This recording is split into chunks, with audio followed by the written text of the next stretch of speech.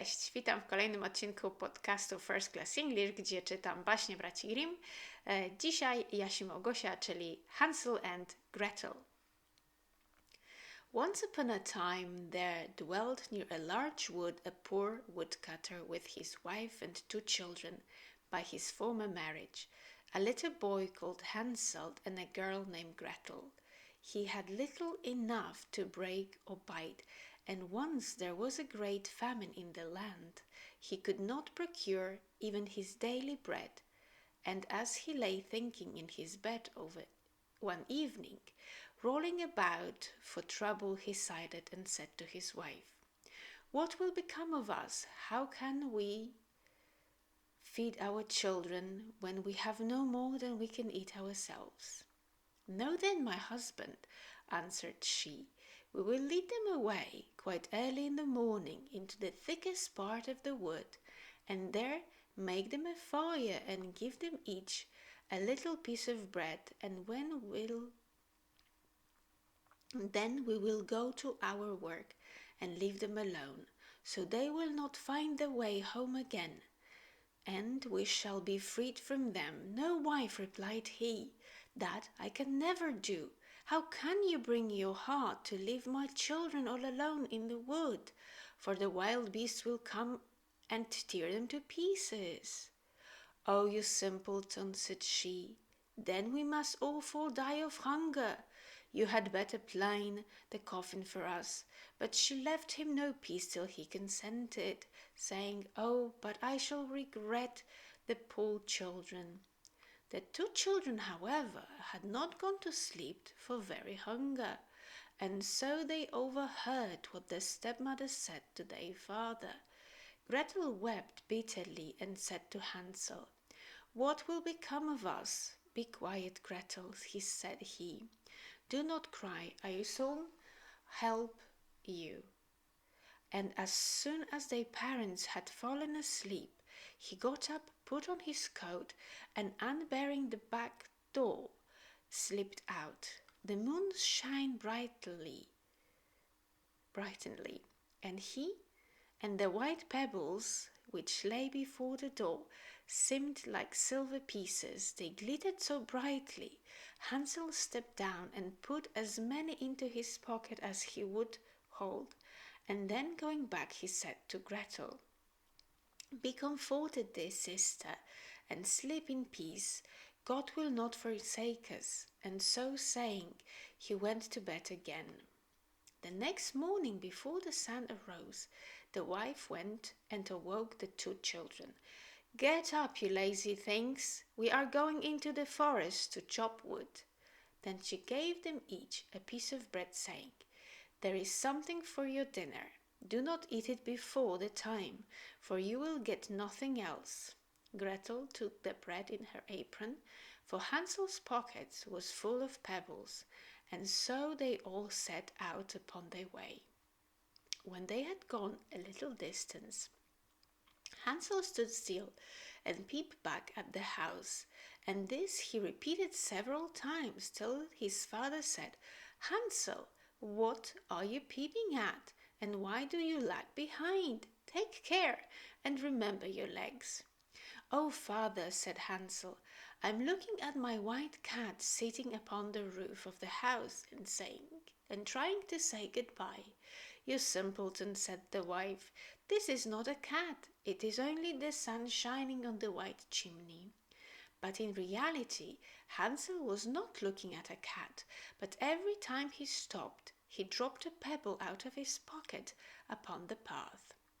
Then, when they came to the middle of the forest, the father told the children to collect wood, and he would make them a fire so that they should not be cold.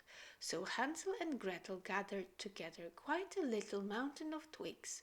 Then they set fire to them, and as the flame burned up high, the wife said, "Now, you children, lie down near the fire and rest yourself, while we go into the forest and chop wood.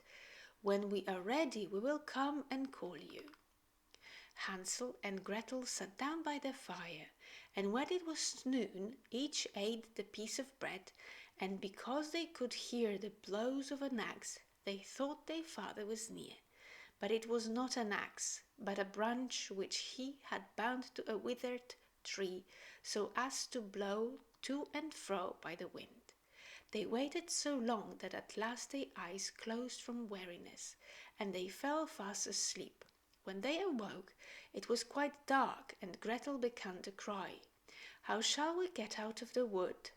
But Hansel tried to comfort her by saying, "Wait a little while till the moon rises, and then we will quickly find the way." The moon soon shone forth, and Hansel, taking his sister's hand, followed the pebbles which glittered like new coined silver pieces, and showed them the path. All night long they walked on, and as the day broke, they came to their father's house. They knocked at the door, and when their wife opened it and saw Hansel and Gretel, she exclaimed, "You wicked children, why did you sleep so long in the wood? We thought you were never coming home again." But their father was very glad, for it had grieved his heart to leave them all alone. Not long afterward, there was again great scarcity in every corner of the land, and one night the children overheard their stepmother saying to their father, "Everything is again consumed. We have only half a loaf left." And then the song is ended. The children must be sent away. We will take them deeper into the wood, so that they may not find their way out again. It is the only means of escape for us. But her husband felt heavy at heart and thought it were better to share the last crust with the children. His wife, however, would listen to nothing, but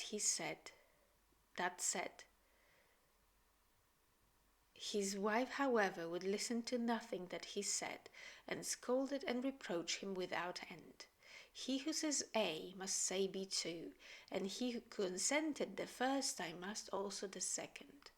The children, however, had heard the conversation as they lay awoke, and as soon as the old people went to sleep, Hansel got up, intending to pick up some pebbles as before, but the wife had locked the door, so that he could not get out. Nevertheless, he comforted Gretel, saying, "Do not cry, sleep in quiet. The good God will not forsake us." Early in the morning, the stepmother came and pulled them out of bed, and gave them each a slice of bread, which was still smaller than the former piece. On the way, Hansel brought his in his pocket, and stopped every now and then, dropped a crumb upon the path. "Hansel, why do you stop and look about?" said the father. "Keep in the path." "I'm looking at my little dove," answered Hansel, nodding a good-bye to me. "Simpleton," said the wife, "this is no dove, but only the sun shining on the chimney." But Hansel still kept dropping crumbs as he went along. The mother led the children deep into the wood, where they had never been before, and there, making an immense fire, she said to them, "Sit down here and rest, and when you feel tired and you can sleep for a little while. We are going into the forest to hew wood, and in the evening, when we are ready, we will come and fetch you." When noon came, Gretel shared her bread with Hansel, who had strewed his on the path. Then they went to sleep, but the evening arrived and no one came to visit the poor children, and in the dark night they awoke, and Hansel comforted his sister by saying, "Only wait, Gretel, till the moon comes out, then we shall see the crumbs of bread which I have dropped, and they will show us the way home." The moon shone and they got up, but they could not see any crumbs, for the thousands of birds which had been flying about in the woods and fields had picked them all up. Hansel kept saying to Gretel, "We will soon find the way," but they did not, and they walked the whole night long and the next day, but still they did not come out of the wood, and they got so hungry, for they had nothing to eat but the berries which they found upon the bushes. Soon they got so tired that they could not drag themselves along. So they lay down under a tree and went to sleep.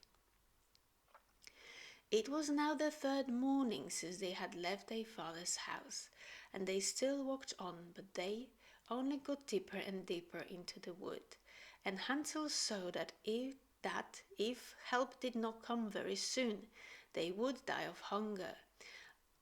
At about noonday they saw a beautiful snow-white bird sitting upon a bough, which sang so sweetly that they stood still and listened to it. It soon ceased and spread its wing, flew off, and they followed it until it arrived at a cottage, upon the roof of which it perched, and when they went close up to it, they saw that the cottage was made of bread and cakes, and the window panes were of clear sugar. "We will go in there," said Hansel, "and have a glorious feast. I will eat a piece of the roof, and you can eat the window. Will they not be sweet?" So Hansel reached up and broke a piece of the roof, in order to see how it tasted, while Gretel stepped up in the window and began to bite it. Then a sweet voice called out in the room, "Tip-tap, tip-tap, who raps at my door?" And the children answered, the wind, the children of heaven." And they went on eating without interruption. Hansel thought the roof tasted very nice, so he tore off a great piece, while Gretel broke a large round pane of the window and sat down quite contentedly. Just then the door opened, and a very old woman walking upon crutches came out. Hansel and Gretel were so frightened that they let fall what they had in their hands, but the old woman, nodding her head, said, "Oh, you dear children, what has brought you here? Come in and stop with me, and no harm shall befall you." And so saying, she took them both by the hand and led them into her cottage.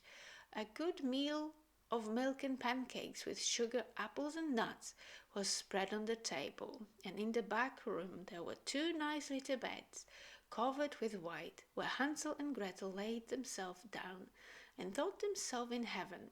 The old woman behaved very kindly to them, but in reality she was a wicked witch who waylaid children and built a bread house in order to entice them in. But as soon as they were in her power, she killed them, cooked and ate them, and made a great festival of the day.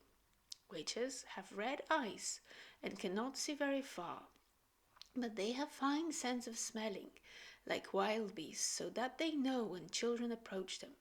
When Hansel and Gretel came near the witch's house, she laughed wickedly, saying, "Here come two who shall not escape me." And early in the morning, before they awoke, she went up to them and saw how lovingly they lay sleeping, with their chubby red cheeks, and she mumbled to herself, that will be a good bite." Then she took up Hansel with her rough hands and shut him up in a little cage with a lattice door. And although he screamed loudly, it was of no use.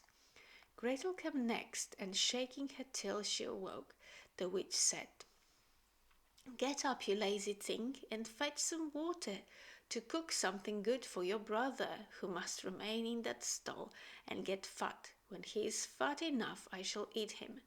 Gretel began to cry, but it was all useless, for the old witch made her do as she wished. So a nice meal was cooked for Hansel, but Gretel got nothing but a crab's claw. Every morning the old witch came to the cage and said, "Hansel, stretch out your finger that I may feel whether you are getting fat." But Hansel used to stretch out a bone. The old woman, having very bad sight, thought it was his finger, and wondered very much that he did not get fatter. When 4 weeks had passed, and Hansel still kept quite lean, She lost all her patience and without any wait and would not wait any longer. Gretel, she called out in passion, get some water quickly, be Hansel fat or lean. This morning I will kill and cook him. Oh, how the poor little sister grieved as she was forced to fetch the water, and fast the tears ran down her cheeks. Dear good God, help us now, she exclaimed. Had we only been eaten by the wild beasts in the wood, then we should have died together. But the old witch called out, leave off that noise, I will not help you a bit. So early in the morning, Gretel was forced to go out and fill the kettle and make a fire. First we will bake. However, said the old woman, I have already heated the oven and kneaded the dough. And so saying, she pushed poor Gretel up to the oven, out of which the flames were burning fiercely. Creep in, said the witch, and see if it is hot enough, and then we will put in the bread. But she intended, when Gretel got in, to shut up the oven and let her bake, so that she might eat her as well as Hansel. Gretel perceived what her thoughts were and said, I do not know how to do it. How shall I get in? You stupid goose, said she. The opening is big enough. See, I could even get in myself. And she got up and put her head into the oven. Then Gretel gave her a push, so that she fell right in, and then, shutting the iron door, she bolted it. Oh, how horrible, she howled, but Gretel ran away and left the ungodly witch to burn to ashes. Now she ran to Hansel and opening his door called out, Hansel, we are saved, the old witch is dead. So she sprang out like a bird out of his cage when the door is open, and they were so glad that they fell upon each other's neck and kissed each other over and over again. And now, as there was nothing to fear, they went into the witch house, where in every corner were caskets full of pearls and precious stones. These are better than pebbles, said Hansel, putting as many into his pocket as it would hold, while Gretel thought, I will take some too, and filled her apron full. We must be off now, said Hansel, and get out of this enchanted forest. But when they had walked for 2 hours, they came to a large piece of water. We cannot get over, said Hansel. I can see no bridge at all, and there is no boat either, said Gretel. But there swims a white duck, and I will ask her to help us over. And she sang, Little duck, good little duck, Gretel and Hansel, here we stand. There is neither stile nor bridge, take us on your back to land. So the duck came to them, and Hansel sat himself on, and bade his sister sit behind him. No, answered Gretel, that will be too much for the duck. She shall take us over, one at a time. This the good little bird did, and when both were happily arrived on the other side, and had gone a little way, they came to a well-known wood, which they knew the better every step they went, and at last they perceived their father's house. Then they began to run, and bursting into the house, they fell into their father's arms. He had not had one happy hour since he had left the children in the forest, and his wife was dead. Gretel shook her apron, and the pearls and precious stones rolled out upon the floor, and Hansel threw down one handful after the other out of his pocket. Then all their sorrows were ended, and they lived together in great happiness. My tale is done. There runs a mouse. Whoever catches her may make a great, great cup out of her fur. The end. Do zobaczenia w następnym odcinku.